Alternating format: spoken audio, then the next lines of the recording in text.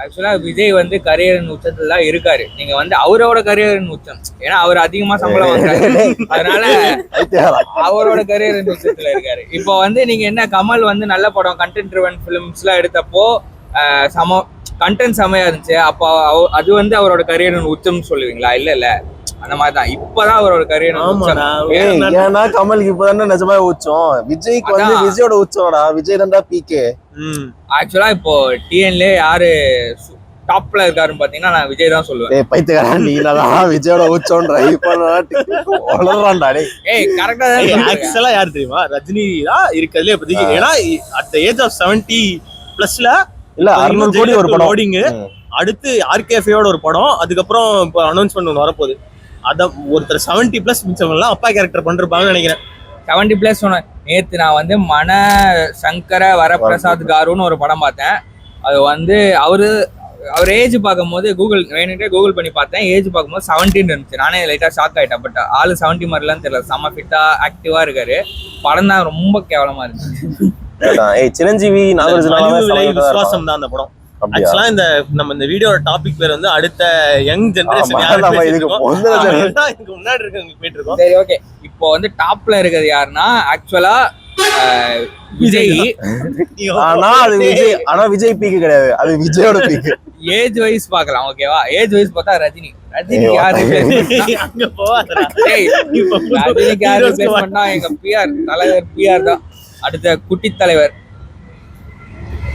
அது வந்து டிபேட்டுக்கே இல்ல, அதனால நாங்க அதை எடுத்து மேல வச்சிடறோம். அடுத்து யாருன்னு வரும். இப்போ உன்னை கேக்குறேன், இப்போ விஜய் உச்சம் இல்ல, இப்போ விஜயோட ரீப்ளேஸ்மெண்ட் யாரா வர முடியும்? யாருனாலும் வரவே முடியாது, அது வந்து மக்கள் தான் முடிவு பண்ணுவாங்க. என்னடா அண்ணா ஆடியோ லான்ச்ல சொன்னாங்க, என்ன அங்க பாட்டுல மக்கள் இருக்காங்க, மக்கள் அங்கதான்டா இருக்காங்க. கேமராவை பார்த்து பேசுறா இவன் தான் வீடியோக்கு முன்னாடி யாரு ரீப்ளேஸ் பண்ணலாம்னு சொல்லி பேசலாம். இப்போ யாருடா விஜய் யார் ரீப்ளேஸ் பண்ண முடியாது? சரி நீ சொல்லு, சிம்புக்கு யார் ரீப்ளேஸ்மெண்ட்? சிம்புக்கு ரீப்ளேஸ்மெண்டே கிடையாது. சிம்புக்கு ஏன் ரீப்ளேஸ்மெண்ட் கிடையாது நான் சொல்றேன். சிம்பு தான் இந்த போன ஜெனரேஷன் ஒரு ஸ்டார் வேல்யூவே சிம்புக்கு அப்புறம் எனக்கு தெரிஞ்சு யாருக்குமே கிடையாது. நான் ஸ்டாரே இல்லடா. சிம்பு கேட்டா நான் டியர் 4 5 சொல்றேன். சிம்பு 10 வருஷம் சிம்பு நடிக்கல, 11 வருஷம் சிம்பு வந்தா கூட அதே அளவுக்கான ஃபேன்ஸ் 12வது 13வது வருஷம் நடிக்கல. அதே அளவுக்கு மத்த ஹீரோஸ்க்கு இருக்கிற ஓப்பனிங் இருக்கும் சிம்புவுக்கு எங்கடா இருக்கு? நான் வந்து மாநாடு என்ன பண்ணேன்னா first day first show opening நான் வந்து காலையில திறந்து பார்த்தா டிக்கெட் இருக்குது. படம் ரிலீஸ் ஆகலையானா 9 மணிக்கு 4 மணிக்கு ரிலீஸ் ஆகலையா? 4 மணிக்கு ரிலீஸ் ஆகல படம். பார்க்கலையா? 4 மணிக்கு ஃபர்ஸ்ட் ஷோ ரிலீஸ் ஆகல, அதனால உங்களுக்கு கிடைச்சிருக்கும் டப்புனு. சரிடாடி கொஞ்சம் வரலாம். ஹரிஷ் கல்யாண், மணிகண்டன் அந்த மாதிரி யார பத்தி பேசுறோம் நம்ம. ஓகே ரஜினி முடிஞ்சிச்சு. விஜய்க்கு ரீப்ளேஸ்மெண்ட் பாத்தீங்கன்னா சரி ஓகே, ஆக்சுவலாவே ஸ்பீக்கிங் விஜய்க்கு ரீப்ளேஸ்மெண்ட் யார் இருக்கா? கவின் வந்து டாடா படம் மட்டும் தான் நான் ஒத்துப்பேன். வேற என்ன படம் இருறா? விஜயும் ஃபர்ஸ்ட் 10 படம் என்ன அப்படியே ஓவா. எனக்கு என்னமோ கவின் தான். ஆனா இப்போ எனக்கு தெரிஞ்சு இப்போ நெக்ஸ்ட் இதுல என்னன்னா, இப்போ நம்ம இதுக்கு முன்னாடி பார்த்த மாதிரி இப்போ டக்குன்னு ஒரு விஜய் அஜித் கடுத்து யார் வரும், இல்ல ரஜினி கமல் கடுத்து யார் வருவாங்க, ஒரு ரிசப்ஷன் இது போயிடுச்சு. இப்போ என்ன இப்போ எப்படி ட்ரெண்ட்னா, டேரக்டர் வந்து ஆக்டரா ஆயிடுறாங்க, ப்ராபபிலி நடிச்சு அந்த ஸ்டார்டம் கிடைக்குது அவங்க டைரக்ஷன்ல. அதுல இது அது எனக்கு கேட்டா dedicated directors and dedicated writers வேணும். ரைட்டர்ஸ் தான் ஆக்சுவலாவே முக்கியம். முன்னாடி இருந்தாங்க, இப்பதான் இல்ல. நான் என்ன சொல்றேன், நீங்க ஆக்டருக்கு வந்து இனிமே நம்ம காசு வந்து அதிகமா கொடுக்காம போங்க, பட் டைரக்டர்ஸ்க்கும் ரைட்டர்ஸ்க்கும் வேல்யூ இன்னும் அதிகமா கிரியேட் பண்ணி அவங்களுக்கு வந்து இன்னும் அதிகமா பே பண்ணுங்கன்னு நான் சொல்லுவேன். அந்த மாதிரிதான் லோகேஷ் கனகராஜுக்கு பண்ணி லோகேஷ் கனகராஜ் தலைக்கேறிடுச்சு. ஆக்டிங் வந்து புது ஆக்டர்ஸா இருந்தாலும் பரவாயில்ல, ஒழுங்கா நடிச்சா ஓகே. ஆனா டைரக்ஷன்லாம் நம்ம வந்து அதிகமா கான்சென்ட்ரேட் பண்ணணும். ரைட்டிங்ல தான் டைரக்டர்ஸ் நிறைய பேர் இருக்காங்க, ரைட்டிங் அண்ட் டைரக்டிங் இந்த சைடு தான் கான்சென்ட்ரேட் பண்ணணும். இப்போ நம்ம வந்து ஸ்டார்டம் தேடி போனோம்னா இப்போ என்னாச்சுன்னு பாத்தீங்களா, கூலி அந்த மாதிரி தான் ஆகும். ஆனா அப்படி பார்த்தோம்னு வச்சுக்கோ, ரொம்ப கண்டென்ட் ட்ரிவன்டா போயிடுச்சுனாலும் நமக்கு அந்த தியேட்டரோட செலிப்ரேஷன் எதுவும் போயிடக்கூடாது. நீங்க என்ன பண்ணணும்னா, ஒரு யாருனே தெரியாத ஒருத்தரை கூட கொண்டாடுற மாதிரி ஒரு படம் எடுக்க வைக்கணும். அப்பதான் வாழணும். அதுக்கு பீக் எக்ஸாம்பிளே பிஆர் தான்.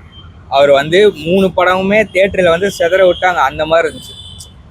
ஆனா எனக்கு என்னமோ பிஆர் வந்து கொஞ்சம் ரிப்பீட் ஆயிட்டு இருக்கிற மாதிரி தான் தோணுது. எனக்கெல்லாம் அப்படிலாம் தோணல. பிரதீப் ரங்கநாதன் அந்த எல்லாமே மாதிரி 10 படம் இருந்தாலும் பார்ப்பேன். அதான் இவரே ஆடினே எனக்கு வந்து அந்த கோர் கான்செப்ட் தான் பிடிக்கலன்னு தவிர படம் செமையா இருந்துச்சு. அதெல்லாம் இல்ல. படம் முடிஞ்ச உடனே இஞ்சி தின்ன குரங்கு மாதிரி வந்தான் வெளியே. என்னடா படம் இப்ப பார்த்தோம் என்ன படம் அது? என்ன வித்லவ். ஓகே அப்படிதான் இருந்தா. வித்லவ் செம்ம காமெடி சீன். போயிட்டு சிரிச்சுட்டு இருக்கேன். சிரிச்சு முடிச்சுட்டு பாக்குறேன் அந்த 400 கோடி தான் மாதிரி உட்கார்ந்து இருக்கான். கக்கா புக்கான்னு சிரிக்கிறதுக்குலாம் சிரிப்பு வரல. ஓகே தான். வித்லவ் சூப்பரான படம். வித்லவ் நல்லா தான் இருந்துச்சு. நீங்க போன ரிவ்யூ வேணா போய் பாருங்க. நல்லா தான் சொல்லிருப்பேன். அந்த ஆனா இவனுக்கு 4 பாயிண்ட்ஸ் கொடுக்குற அளவுக்குலாம் இல்ல. சூப்பரா இருந்துச்சு. எனக்கு வந்து படம் எடுத்துட்டு அப்புறம் யோசிச்சு பார்த்தா நிறைய கான்செப்ட் இடிக்குது எனக்கு. ஒரு பைத்தியக்காரன். எனக்கு அவனே ஒண்ணுதான் சொன்னான். நாங்க வந்து ரிவ்யூக்கே பார்ட் 2 போடுறோம். வேற யாரு? எஸ்கேனா பத்தி பேசியே ஆகணும். எஸ்கேனா வந்து கரியரின் உச்சம். இப்ப ஆக்சுவலாவே அவரு தான் கரியரின் உச்சத்துல. அவரோட கரியரின் உச்சம் ஆக்சுவலா சொல்ல போனா அவர் எல்லாரும் கரியரோட உச்சத்துல இருக்காரு. யார நீ விஜய்க்கு மட்டும் அவனோட உச்சமா? எஸ்கே வந்து எல்லா உச்சமா? ஆமாண்டா. எனக்கு பாரு பராசக்திலாம் எவ்வளவு ஒரு ஹேட் வரதுக்கே வந்து ஒரு உச்சத்துல இருந்தாதான் ஹேட்டே வரும். பராசக்தி எல்லாம் நல்ல படம் தான். நல்லாதான் இருந்துச்சு எனக்கு. டிடிடியே நீங்க ஓட வச்சிட்டீங்க. பராசக்தி ஓட வைக்காம. நான் ஓட லைக் என்ன சொல்றது, டிடிடி ஓட வைக்க கூடாதுன்னு நான் சொல்லல.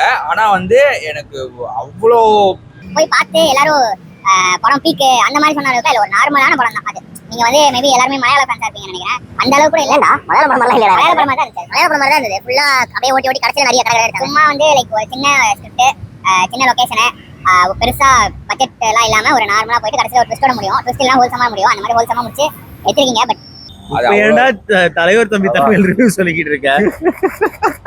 நான் எங்க எதை பேசிருந்தேன்? பேச ஆரம்பிச்சது பராசக்தி. இப்ப அடுத்து கமல்ஹாசனோட கமல் RK5 ப்ரொடக்ஷன்ல ஒரு படம் வருது. எனக்கு தெரிஞ்சு அதுவும் செம்ம அமரன் மாதிரி ஓடிருன்னு நினைக்கிறேன். நெக்ஸ்ட் ஜென் ஆக்டர்ஸ் பத்தி பேசும்போது என்ன நீ நெக்ஸ்ட் ஜென் இல்லடா, நெக்ஸ்ட் யார் அந்த டியருக்கு போவா அதுதான் பேச்சு. சரி ஓகே. எனக்கு விஜய் நான் அப்படி பார்த்தா இவங்க எல்லாம் எஸ்கேவோட டியருக்கு வரதுக்கே டைம் ஆயிடுமேடா. விஜய் நான் replacement Sivakarthikeyan. Biggest downgrade of the cinema. படம் கிடையாது. சூப்பரா நடிக்கிறான் சிவகார்த்திகேயன். நீ வேணா பாப்பா. விஜயோட ஃபர்ஸ்ட் 25 ஃபிலிம்ஸ் பாப்போம். சிம்பு 25 கிடையாது, 23 நடிச்சிருக்காரு. ஃபர்ஸ்ட் விஜயோட 25 ஃபிலிம்ஸ், சிவகார்த்திகேயனோட 25 ஃபர்ஸ்ட் ஃபிலிம்ஸ் பாப்போம். ரொம்ப நாளா ரெக்கார்ட். சிம்பு கேமியோ போயிட்டே இருக்கு. அது பாட்டு கேமியோ வந்தாலும் சரி, பாட்டு பாடலாம் சரி, ஒரு ஃபில்மோகிராஃபில சேர்த்து பாரு நினைக்கிறேன் சிம்பு. ஏய் சிம்பு படத்துக்கு ஃபேன்ஸ்டா. சிம்புக்கு ஃபேன். அப்புறம் ஏன்டா படம் அவரை வந்து படத்துக்கும் போவான். யூடியூபர் வந்திருக்காரு. வ்ளாகே போட சொல்லுங்க. படம்லாம் நினைக்க வேணாம். அவன் என்ன வேணா பண்ணிட்டோன்றேன். அவன் என்ன பண்ணணும் நாங்க ரசிப்போம். வ்ளாக்ல நடிக்கிறாரு சார் அவரு.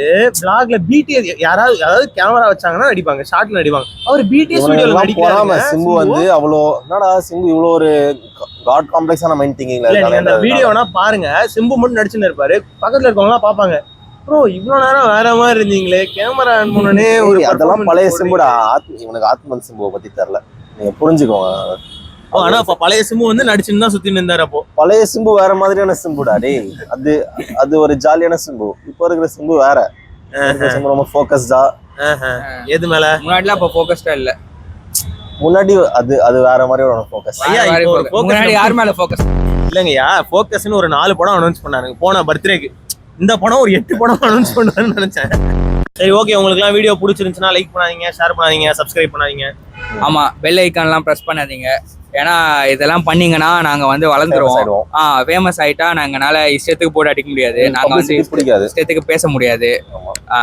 ஃப்ரீயா இருக்க முடியல. ஆல்ரெடி நாங்க வந்து ரொம்ப கான்ஷியஸா இருக்கிற மாதிரி தான் எங்களுக்கு தோணுது. போதும்